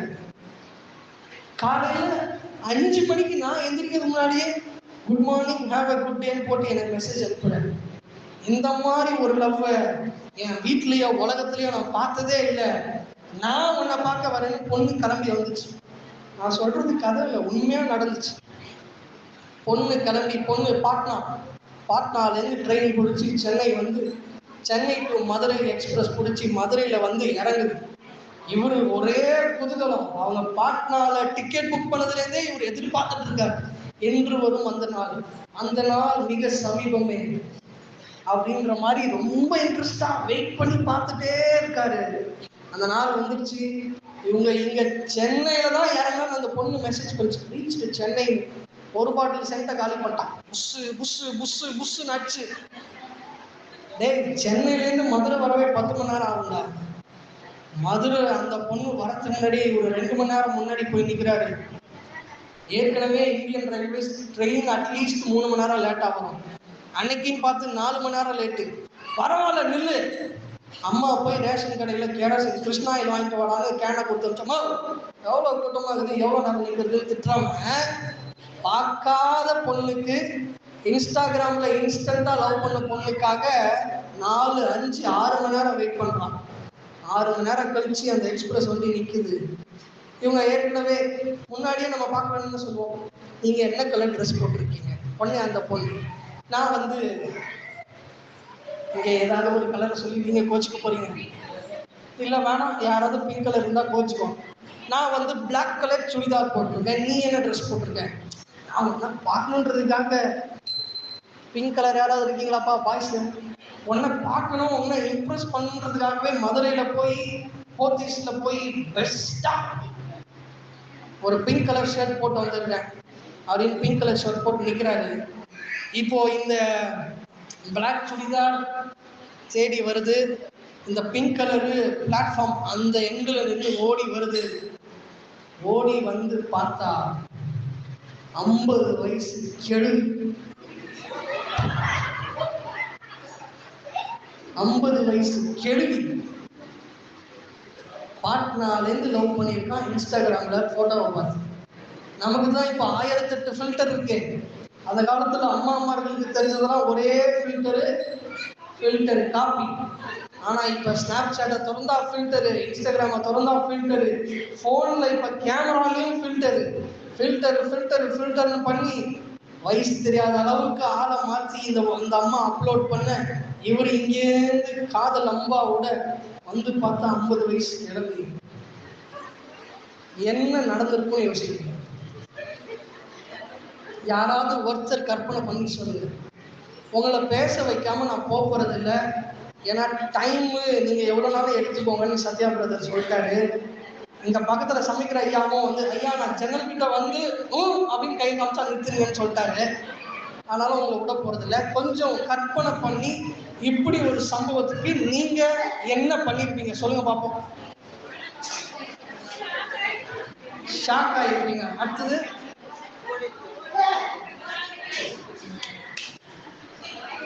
கொஞ்சம் சத்தம் வேண்டாம், யாராவது ஒருத்தர் சொல்லுங்க பாப்போம். அம்மா பெரியம்மா சொல்றாங்க, ஓடியே போயிருப்பேன் நான் தலை தெரிவிக்கின்றான். பசங்க யாராவது சொல்லுங்களா யூத் சண்டையில ப்ளீஸ். தம்பி இலை போட்ட சட்டை நீ சொல்ல ஒன்னதான் நீயா இருந்தா என்ன பண்ணிருக்க? இன்ஸ்டாகிராம்ல 3 மாசம் உருகி லவ் பண்ண அந்த பொண்ணு ஒன்ன பார்க்க வந்துருச்சு. பார்த்ததுக்கு அப்புறம் தான் தெரிஞ்சு அது அவங்க அம்மாவோட கிளாஸ்மேட்டுங்க. என்ன பண்ணிருப்பீங்க சொல்லுங்க, பேசுங்க, பரவாயில்ல, கொஞ்சம் ஃப்ரீயா டைம் எடுத்து பேசுங்க. என்ன பண்ணிருப்பீங்க பசங்க ப்ளீஸ்?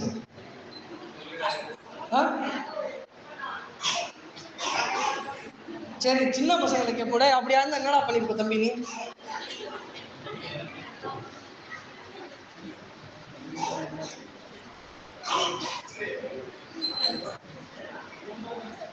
ஐயா நீங்க சொல்லுங்க ஐயா. சத்யா பிரதர் பக்கத்துல இருக்கு. சாரி ராங்க நம்பர்னு சொல்லியிருப்பீங்க. இந்த பையன் என்ன தெரியுமா பண்ணா, தான் 3 மாசமா உருகி இன்ஸ்டாகிராம்ல பார்த்து லவ் பண்ண பொண்ணு தன்னை பார்க்கறதுக்காக பாட்னாலேருந்து வந்திருக்கு. ஆனா திரும்பி பார்த்தா 50 வயசு ஆன்டி. என்ன தெரியுமா பண்ணா, நீங்க எல்லாம் நினைச்சிட்டு இருக்கீங்க பரவாயில்ல நினைச்சு கல்யாணம் பண்ணிருப்பாங்க. இல்லை, அடுத்து வந்த வைகை எக்ஸ்பிரஸ்ல விழுந்து தன் உயிரை மாற்றிக் கொண்டாங்க. நான் இந்த காலை வேளையில இங்க இருக்கிற என்னுடைய அன்பான தம்பி தங்கச்சின்னு சொல்றேன், நீ இன்டர்நெட்ல பார்க்கிற பொண்ணுடைய ரூபம் அதற்கு பின்னாடி வேற, அந்த பொண்ணுடைய இருதயத்தின் சிந்தனைகள் பின்னாடி வேற. அதனாலதான் திரும்ப திரும்ப சொல்றோம், உன் கண்களை நிச்சயிக்கும், உன் மாம்சத்தின் நிச்சயிக்கும், உன் ஜீவனத்தின் பெருமைக்கும் விலகி நட. ஏனென்றால் அது எல்லாம் இந்த உலகத்தினால் உண்டானவைகள், அது நீயும் நானும் ஆராதிக்கிற பரிசுத்த தெய்வத்தினால் உண்டானவைகள் அல்லவே அல்லவே அல்லவே அல்ல. கவனமா இருக்கு. விழுந்து செத்து போயிட்டான். அன்னைக்கு சாயந்தரம் மாலை முரசுல இதுதான் தலைப்பு செய்யும். எனக்கும் ஆசை, நம்ம சர்ச்சில் செயின்ட் லூக்ஸ் சர்ச்சில் இருக்கிற ஒவ்வொரு தம்பியும் தங்கச்சியையும் நான் வருகிற நாட்கள்ல தலைப்பு செய்தியில பார்க்கணும்னு ஆசை. ஆனா இப்படிப்பட்ட தலைப்பு செய்தியா இல்லை, தேசத்தை மாற்றுகிற ஒரு நல்ல தலைவனாய், சமுதாயத்திலே உயர்ந்து நின்று இயேசுவுக்கு சாட்சியாய் வாழ்கிற ஒரு நல்ல தலைவனாய், நல்ல சீஷனாய், நல்ல ஒரு மகனாய் உங்களை பார்க்க நான் ஆசைப்படுகிறேன். அதற்கு நீங்கள் உங்களை ஒப்பு கொடுங்க. சிம்சன் அதுதான் பண்ணாரு. சிம்சன் அப்படி பண்ணலையே. தன் கண்ணின் காட்சியில் எல்லாத்திலையும் நடந்து தன் மேல இருந்த அபிஷேகத்தை அவன் இழந்து போனான். இங்க 6வது வசனம், 10வது வசனம், 13வது வசனம், 16வது அதிகாரம் 6, 10, 13 இந்த 3 வசனங்களையும் வீட்டுக்கு போய் வாசிச்சு பாருங்க. அந்த பொண்ணு அவன்கிட்ட பேசிக்கிட்டே இருக்கா. ஏய், என்ன நீ உண்மையா லவ் பண்ணியாடா? என்ன உண்மையா நீ லவ் பண்ணிருந்தீங்கன்னா அதை சொல்லிருப்பல்ல, அப்ப நீ என்ன ஏமாத்திரியா? வாலிப பசங்க பாக்குறாங்க, எப்படி நம்மளால பேசுறத நல்லா கரெக்டா மேல இருந்து சொல்றாருன்னு பாக்குறாங்க. எனக்கு நீ உண்மையா லவ் பண்ணல, அதனாலதான் நீ எனக்கு இதை பண்ணல தெரியுமா அப்படின்னு பாக்குறாங்க. அந்த பொண்ணு அவனை ஏமாத்தி ஏமாத்தி ஏமாத்தி எப்படியாவது அவனை கத்தரக்கூடிய நோக்கத்திலிருந்து அவனை வெளியே கொண்டு வந்துடணும். எவ்வளவு ட்ரை பண்ணான். இவன் ஃபர்ஸ்ட் தடவை தப்பிச்சிட்டான், செகண்ட் தடவை தப்பிச்சிட்டான். முதல்ல இந்த பொண்ணுகிட்ட அடிப்பட்ட அப்புறமாவது திருந்திருக்கணும். 2வது அந்த தப்பான பொண்ணுகிட்ட போயிட்டு வந்ததுக்கு அப்புறமாவது திருந்திருக்கணும்.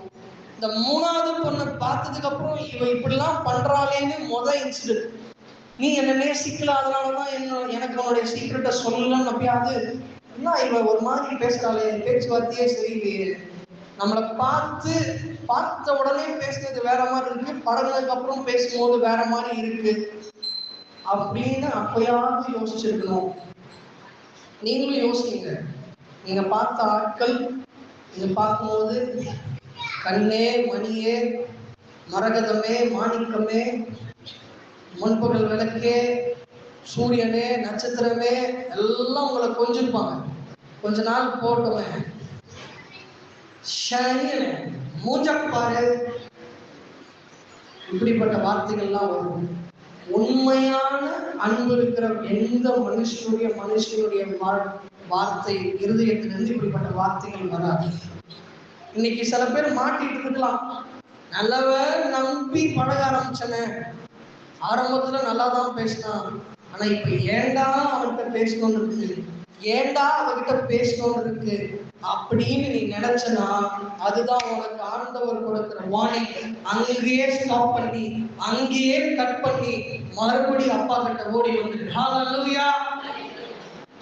நாம் ஆராதிக்கிற ஆண்டவர் ஒரு தகப்பன் உள்ளம் படைத்தவர். நான் ரீசெண்டா இங்கிலீஷ்ல ஒரு கோட் படிச்சேன். ஏதாவது தப்பு பண்ணி யாராவது விழுந்துட்டாங்கன்னா, religion says my father will kill me, but Jesus, a true Christian, says let me call my dad. உங்களுக்கு இன்னும் புரியும்படியா சொல்றேன்.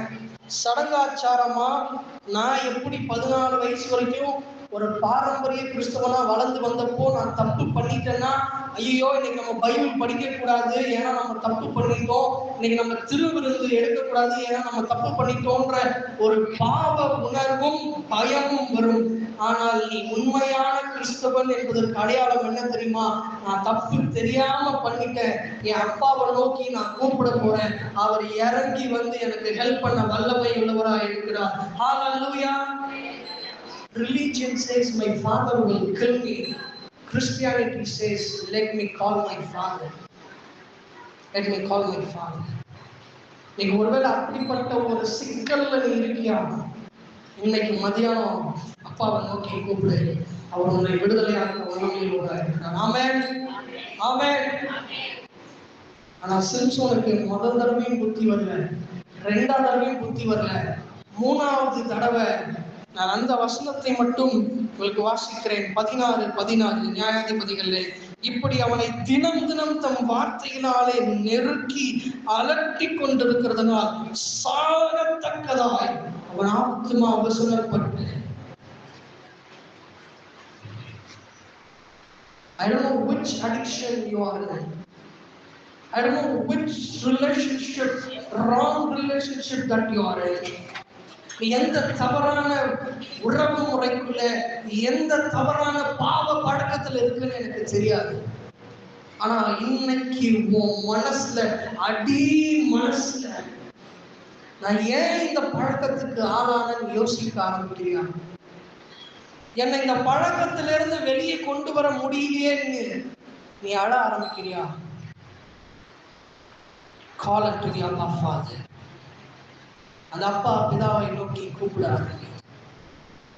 எனக்கு நிச்சயமாய் சத்தியமாய் நான் ஆவியிலே உணர்கிறேன், கர்த்தர் இருக்கிற ஒவ்வொரு தம்பியோடும் தந்தையோடும் செயல்பட்டுக்கொள். என்ன விதமான அடிமைத்தனத்தில் இருந்தாலும் அது உனக்கு இப்போ சந்தோஷத்தை கொடுக்கும். ஆபரேஷன் தியேட்டர்ல வேலை செய்யற என்னை கேள், எத்தனை பேர் மவுத் கேன்சர்ல இவ்வளவு பெரிய கட்டியோட வராங்கன்னு நான் சொல்றேன். ஆபரேஷன் தியேட்டர்ல வேலை செய்யற என்ன கேள், 32 வயசால 25 வயசால குடித்து வெறித்து கும்மாளம் அடித்து தேவையில்லாத பழக்கங்களிலே சிக்கி தவித்து எத்தனை பால்வினை நோயோடு அறுவை சிகிச்சைக்கு வருகிறார்கள் என்று எனக்கு தெரியும்.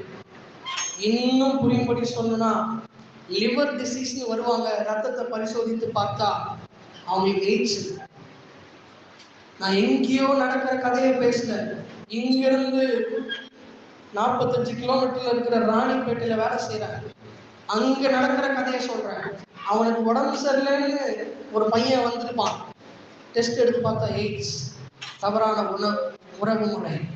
டெஸ்ட் எடுத்து பார்த்தா லிவர் ஃபெயிலியர், குடி என்ற கெட்ட பழக்கம். இன்னைக்கு ஒருவேளை இந்த மதியான வேலையில என் ஆண்டவர் உனக்குள்ள பேசிட்டு இருக்காருன்னா, அவர் பேசுறதுக்கு காரணமே நீ மீண்டும் அவர் அண்டையிலே, நீ அழைக்கப்பட்ட அழைப்புக்கு, நீ முன் குறிக்கப்பட்ட அந்த வேலைக்கு நீ திரும்ப வர வேண்டும் என்று என் ஆண்டவர் பேசிக்கொண்டார். சிம்சோனுக்கு எப்படி ஆயிடுச்சு பாருங்க, தான் சாகத்தக்கதான் அவன் ஆத்மா விசனப்பட்டு. நீ இருக்கிற ரிலேஷன்ஷிப்ல the sweetest person I have met அப்படின்னு நீ ஒருவேளை ஸ்டேட்டஸ் போட்டிருக்கலாம், the cutest person I have met நீ ஸ்டேட்டஸ் போட்டிருக்கலாம்.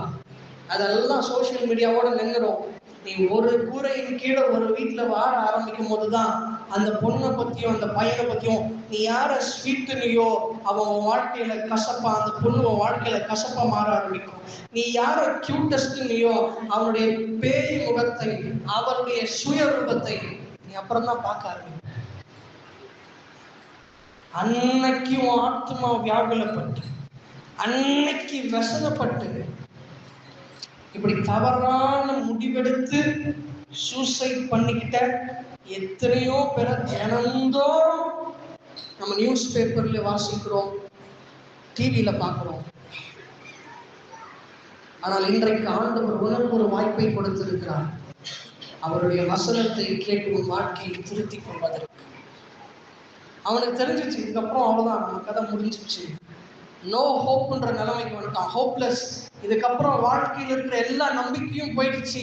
தேவையில்லாம அந்த பெலிஸ்த பெண்மணி கிட்ட கல்யாணம் பண்ணலான்னு போய் கோபப்பட்டு என் வாழ்க்கையை இழந்துட்டேன், எனக்கு படிப்பறிவு இல்லாம நான் கண்ணாப்புனான்னு சிங்கத்தை அடிச்சு அதை பண்ணி இதை பண்ணி கோபப்பட்டு ஆசைப்பட்ட பொண்ணையும் கல்யாணம் பண்ண முடியாம என் வாழ்க்கையை இழந்துட்டேன்.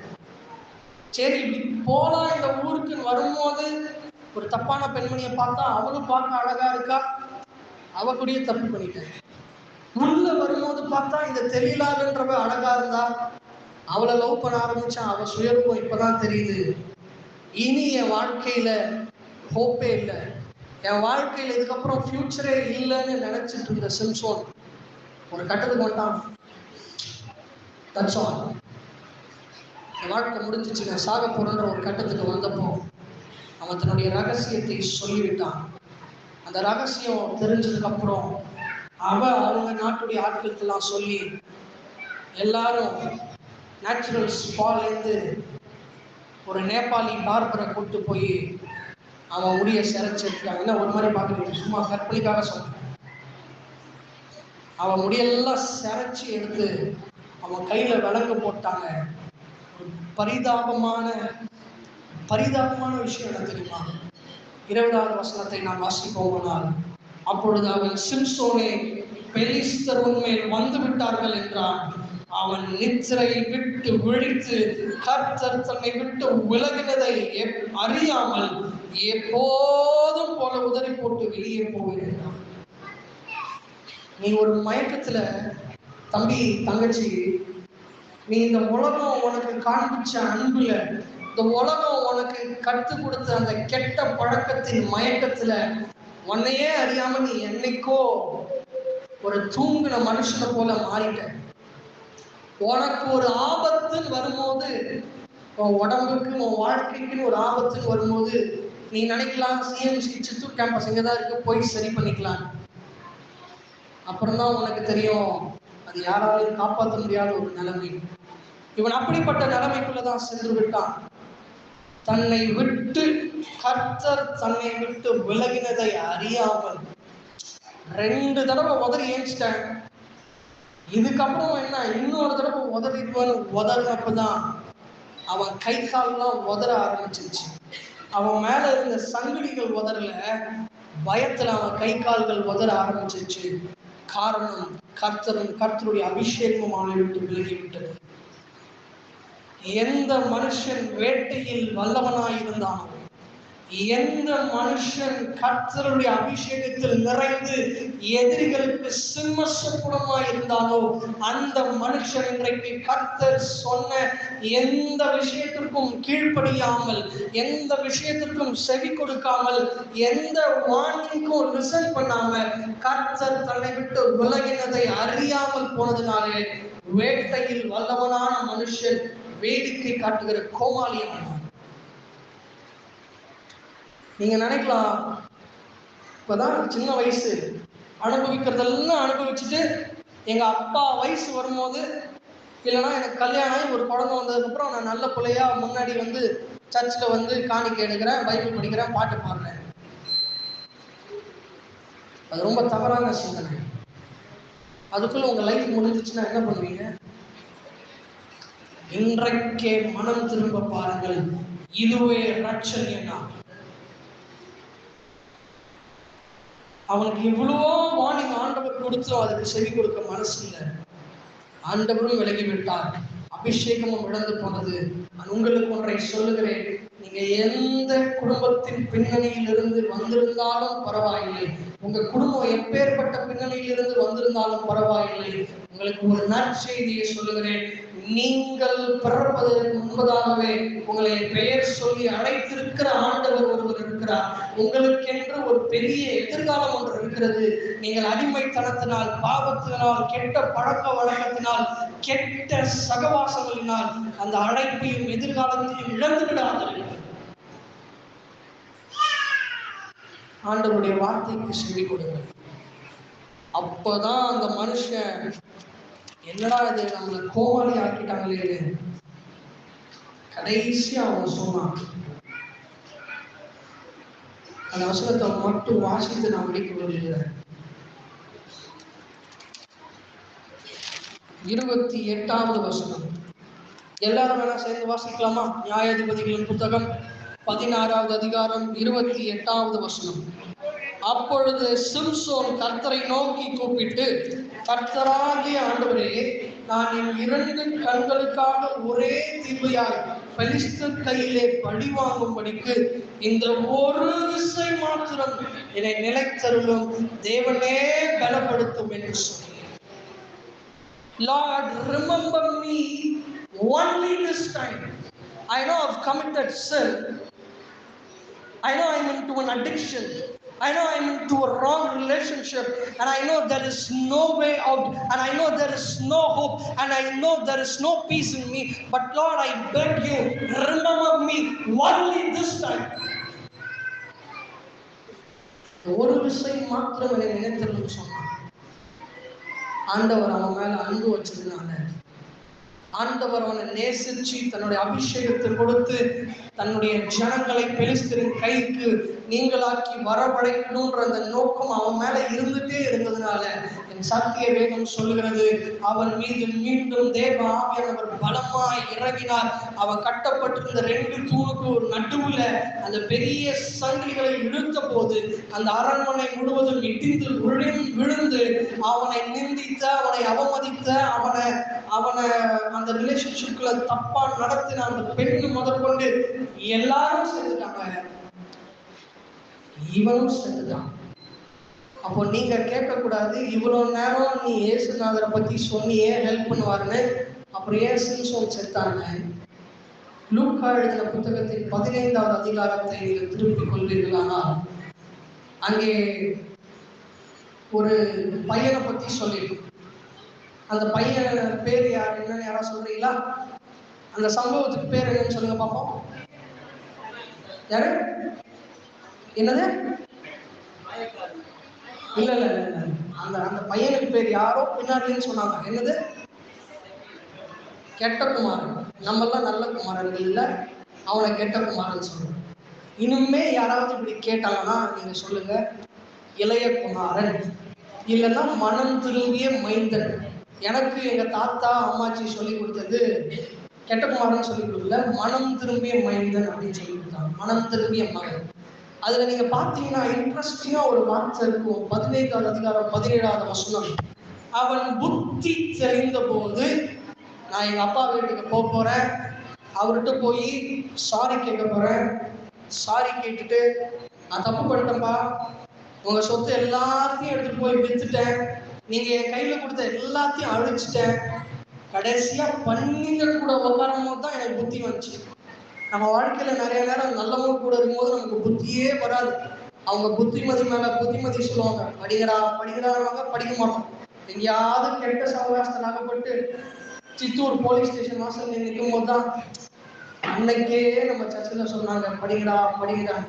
படிக்காம இந்த பொறுப்பு பசங்க கூட சேர்ந்து நம்ம லைஃப் இப்படி ஆயிடுச்சேன்னு யோசிக்கிறீங்கல்ல, அதே மாதிரிதான் அவங்க அப்பா இருப்பா, நான் செத்ததுக்கு அப்புறம் சொத்தெல்லாம் உனக்கு பெருசு முடியாது, எல்லாத்தையும் கூட நான் போறேன்ட்டு போனான்.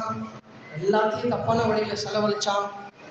சோத்துக்கு வழி இல்லாம, சாப்பாட்டுக்கு வழி இல்லாம, பன்னிங்களுக்கு கொடுக்கிற சவட கூட சாப்பிடாத நிலைமைக்கு வந்த போதுதான் அவனுக்கு ஒரு ரியலைசேஷன் வருது. எங்க அப்பா ஒருத்தர் இருக்காரு, அவர் ரொம்ப ரொம்ப நல்லவர்.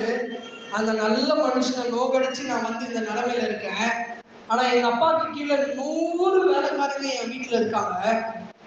நான் என் வீட்டுல இருந்த வரைக்கும் இப்படி கையை நீட்டினா வாட்ச் வரும், இப்படி கையை நீட்டினா கிறிஸ்துமஸ்க்கு கோட்டு போடுறதுக்கு ஒரு ஆளு, இப்படி கால் எடுத்து வச்சா எனக்கு செருப்பு மாட்டோட ஒரு வேலைக்காரன் இருக்கிறாங்க.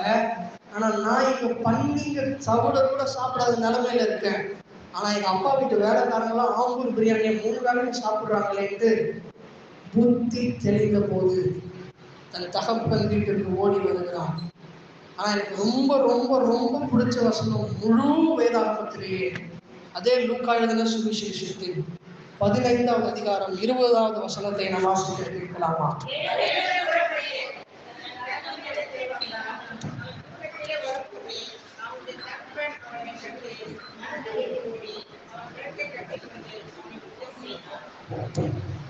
அவன் தூரத்தில் வருகிற போதே சத்தமா அவன் தூரத்திலே வரும்போது அவனுடைய தகப்பன் அவனை கண்டு மனதுருகி ஓடி அவனை கழுத்தை கட்டி கொண்டு அவனை முத்தம் செய்தான்.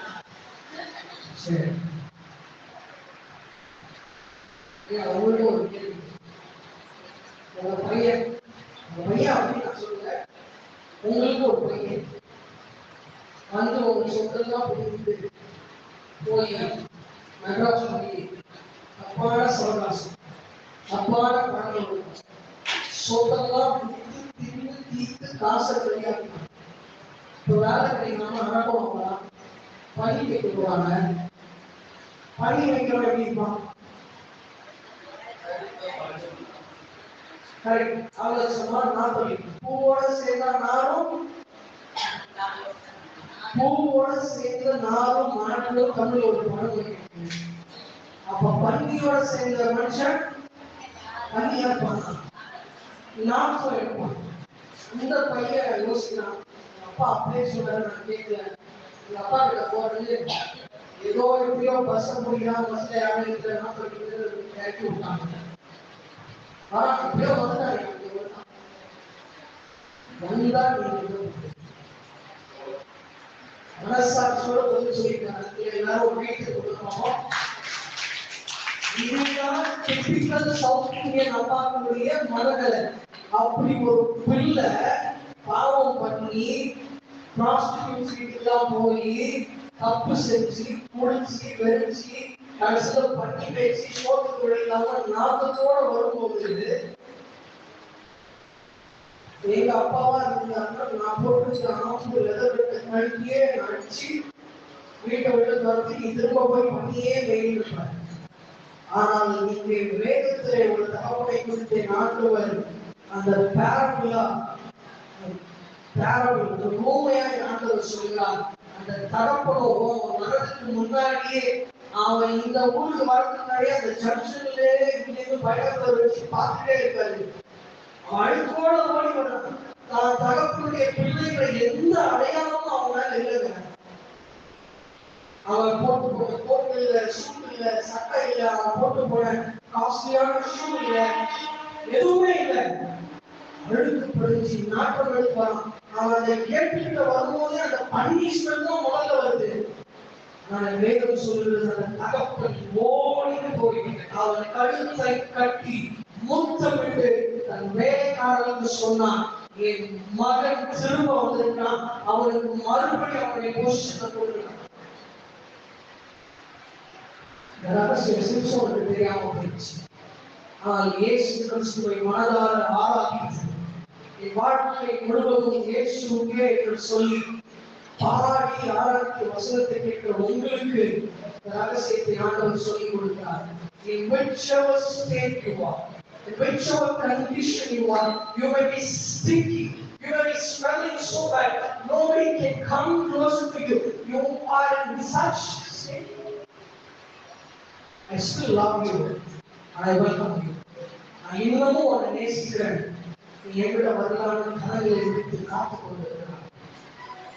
தம்பி, தங்கச்சி, never lose your calling, never lose your calling. உன்னுடைய அழைப்பையும் உன்னுடைய அபிஷேகத்தையும் இழந்து விடாதே. இந்த உலகத்தின் தலைவனாகிய சாத்தானின் ராஜ்யத்தை அவருடைய வல்லமைகளை வேட்டையாடி வெற்றி சிறந்து வாழ வேண்டிய மனிதன். ஆனால் நீயோ நீயோ நீயோ அவனுடைய வேட்டைக்கு இடையாகி வேடிக்கை பொருளாக மாறிவிடாதே. 16 ஆண்டுகளுக்கு முன்பு இயேசுவை எடுத்துட்டார். அந்த இன்பமான அனுபவத்தை இன்னமும் நான் சொல்லிக்கொண்டே இருப்பதற்கு காரணம், என்னை தூக்கி எடுத்து அவருடைய நாற்றம் எல்லாவற்றையும் கழுவி அவருடைய அன்பை மிகவும் அதிகமாக எங்களுக்கு பொழுத்ததினால்தான் இன்றைக்கு அவருடைய சத்திய வாக்குகளை என்னால் உலகத்தில் பகிர முடிகிறது. அவருடைய ஆசை எல்லாம், அவருடைய ஜபங்கள் எல்லாம், நீங்கள் ஒரு நாள் நீங்கள் வளர்ந்த இந்த சபையை இப்படி உங்களுக்கு அடுத்து வருகிற தலைமுறைகளுக்கு இயேசுவை தெய்வம், இயேசு ஒருவரே தெய்வம், அவரை அன்றி ரட்சிப்புக்கு வேறு வழி இல்லைன்னு நீங்க பிரசங்கம் பண்றீங்கன்னு நான் சத்தியப்படுறது மூலமா கேட்கணும்னு ஆசைப்படுறேன். எல்லாரும் எழுதிக்கலாம். வாலிபர் நாங்கள் இயேசுவை கண்டு வாஞ்சையுடன் தேடி வந்தார். வாலிபர் நாங்கள் இயேசுவை கண்டு வாஞ்சையுடன்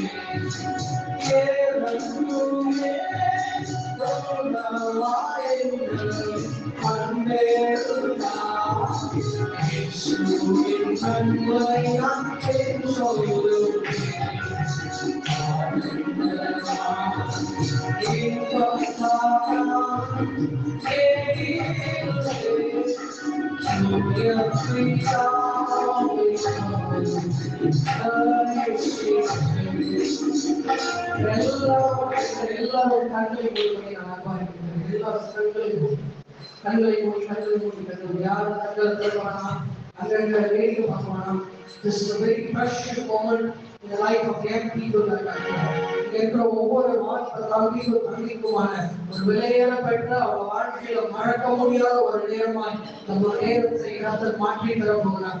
இன்றைக்கு வரைக்கும் 14 வருடங்கள் கழித்தும் எப்படி என் நினைவுகளை வைத்து 24 பிப்ரவரி 2008 கரெக்டா சொல்றோம்.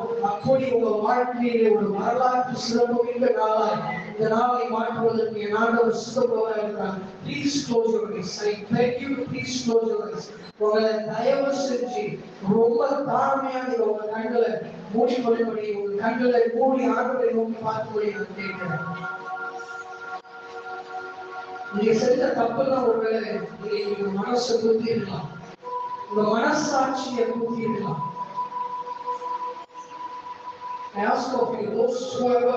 இங்க இருக்கிற யாருக்கெல்லாம் அப்படிப்பட்ட மனசாட்சியை குத்தப்பட்டிருக்கும், நீங்க அது மனசாட்சி குடிச்சு கிடைச்சிட வேண்டாம். அது பரிசுத்த ஆவியானவர் உங்களுக்கு அன்பாய் சுட்டி காட்டியிருக்காரு. பிரதர், இனிமே வாழ்ந்தா இயேசுக்காக வாழ போறது. யாரெல்லாம் ஒரு வாழ்க்கையை மீண்டும் ஒன்று செய்யும் மறுபடி சொல்றேன், இந்த உலகத்திற்கு வேடிக்கை காட்டுகிற ஒரு மனிதனாய், அடிமைக்கு உள்ளாத ஒரு மனிதனாய் அல்ல, இந்த உலகத்திற்கு ஒரு வேட்டைக்காரனாய், இந்த உலகத்தின் ஆசாபாசங்களையும் இந்த உலகத்தின் ராஜ்யங்களையும் வேட்டையாடி ஒரு நல்ல பெரும் காரியங்களை செய்த ஒரு மனிதனாய் மாற்ற கர்த்தர் அழைத்திருக்கிறார். கண்டதை காட்சி கொள்ளதை கோலம் என்று அங்கும் இங்கும் சுற்றி பார்க்கிற ஒரு கண்களை உடைய ஒரு அவமானத்தின் மகனாய் அல்ல, ஆண்டவரின் பிள்ளையாய் ஆண்டவரின் சுவிசேஷத்தினாய் மாற்ற ஆண்டவரை அழைக்கிறார். என் வாழ்க்கையை இந்த மதியான வேளையில் நான் இயேசுவின் சொல்லுவங்க மட்டும் உங்க கையில் வைக்கும்படி நான் பார்க்கிறேன். எல்லாரும் ஒரு தெய்வ செஞ்சு வேடிக்கை பார்ப்பாங்க. என் வாழ்க்கையை நான் இயேசுவின் என் வாழ்க்கையை நான் இயேசுவின் சொல்றவங்க மாட்டேன். It's okay. பரவாயில்ல, தப்பு செஞ்சிடும். Come back to God. The Father is still waiting for you. அப்பா உங்களுக்காக இன்னும் வெயிட் பண்ணிட்டே இருக்காரு. என் மகன் இப்ப திரும்ப வருவான்.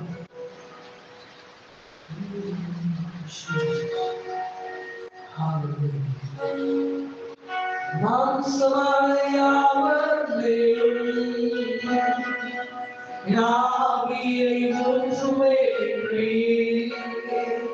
நான் சமாளையாவர் மேலும் என் நாவியை ஒன்றுமே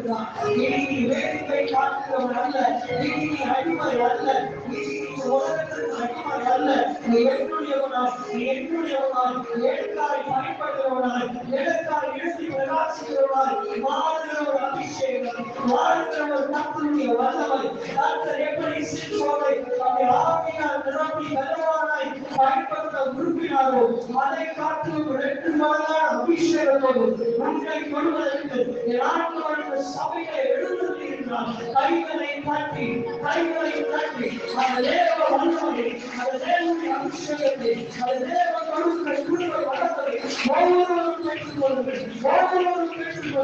நீங்கள் எழுதி பிரவாசிக்கிற பிறந்தவர்கள், நீங்கள் அறிந்த அல்ல, நீங்கள் ஆள் பிறந்தவர்கள், நீங்கள் வேடிக்கை காட்டுகிறவர்கள் அல்ல, நீங்கள் கோபாளிகள் அல்ல, நீங்கள் தேவனுக்காக எழுதி பிரகாசிக்கிற